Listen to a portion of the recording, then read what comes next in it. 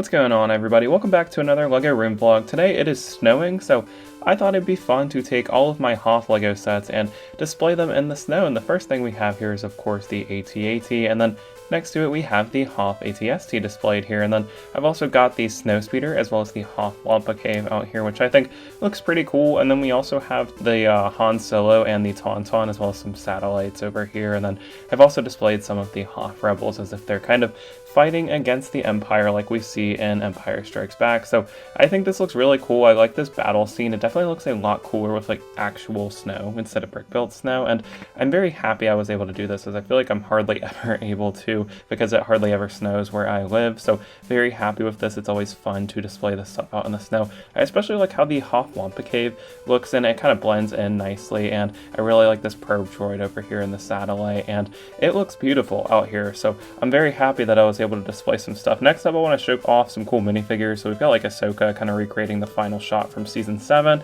We've got some of the snowtroopers displayed here. We've got Luke Skywalker in his Hoth attire, and then we have the actual final shot from Clone Wars Vader examining the lightsaber in the 332nd Trooper helmet, and then we have Luke and Vader dueling in the snow. So very cool. But anyway, the main part of this video, I'm going to be actually expanding my minifigure collection. So today I'm going to show y'all how I build my shadow boxes, and the first thing that I have here is a 10x10 shadow box, which is from Michaels. I'll link this in the description. And then we also have some LED light strips from Home Depot. Again, this will be linked in the description. And then we also need a 10x10 blue base plate, which I'll link in the description, but it's just your basic blue LEGO base plate. And the purpose of this is to expand the LEGO Marvel minifigure display. So first, what we're going to do, we're going to have to take apart the old one. So here is one final look at our old kind of OG LEGO Marvel superhero display, and we're actually going to be separating the heroes and villains similar to how I did with my DC minifigures. So here are all of the hero minifigures taken off of the display, and now we'll have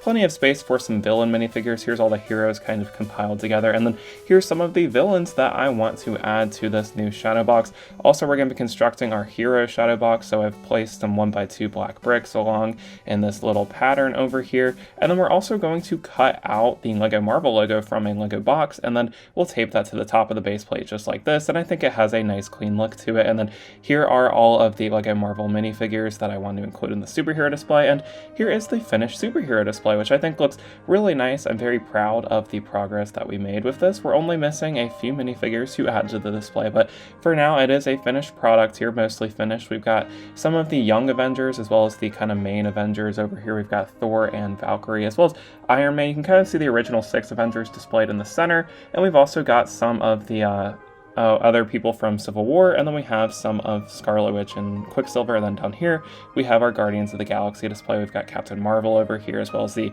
main lineup of Guardians, and then all the way down to the bottom of our shadow box we do have the X-Men, and I do want to put Rogue down here too eventually, but we'll have that added eventually. We've also got some Black Panther minifigures displayed here, and I think this makes for a really cool display over here. I'm very happy with it. I was glad I was able to kind of expand it to include more superheroes, because there were a lot of cool minifigures that I wasn't really able to properly highlight. And then here is the finished LEGO Marvel villains shadow box over here, which I also really like. This one is finished. All of the minifigures are displayed here. We've got various minifigures from the MCU and some of the comics. We've got Red She-Hulk towards the top, as well as some Ant-Man villains, some Black Widow villains, as well as King Namor, Killmonger, and Atuma. And I really like the Black Order on the second row, and then we also have Ronan the Accuser and the Sakaran from Guardians of the Galaxy, so I thought that made for a nice display. And then towards the bottom here we have some more of like kind of the comic superheroes, less based on the MCU except for Mandarin and the Extremis Soldier, but we've got like Hyperion, Doctor Doom, we've got Dr. Octopus and Spider-Man's Rogue Gallery, and we also have MODOK off to the side here, and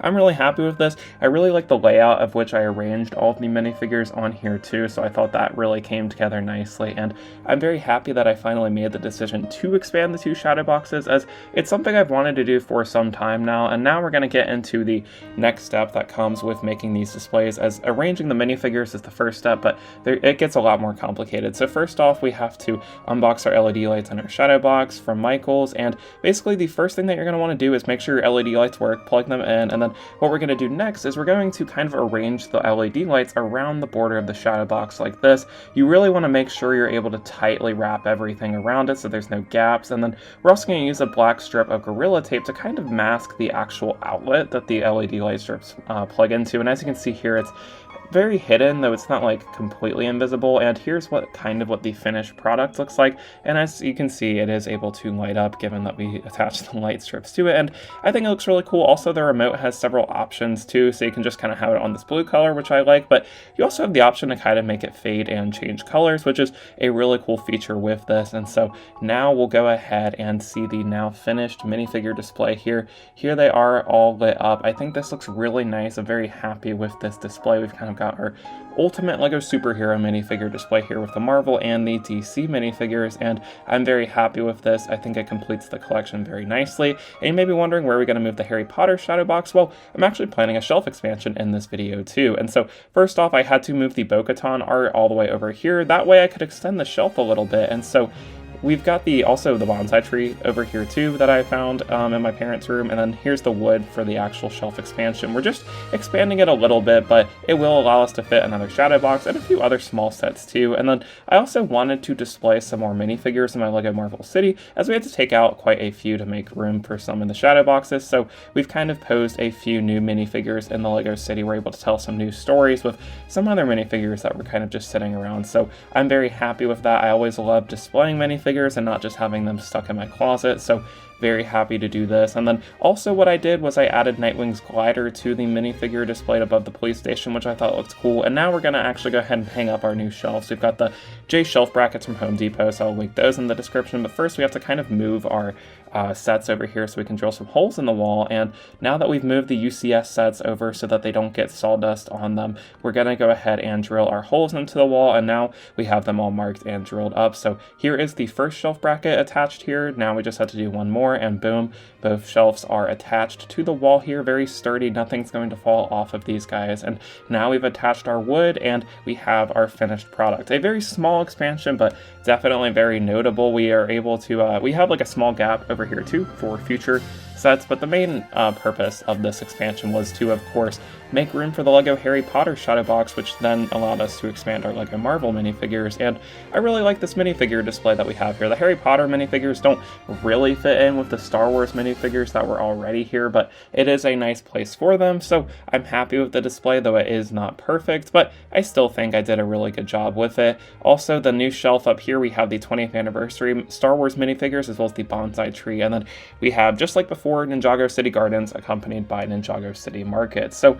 that's kind of the entire shelf expansion and LEGO room vlog for today. So definitely let me know what you guys thought of the video down in the comments. Did you like the expansions? Also, let me know if the tutorial was easy enough to follow and if you end up using it for your minifigure displays. But that is all for today. So thank you guys so much for watching, and I will see y'all in the next one. Peace out. Bye.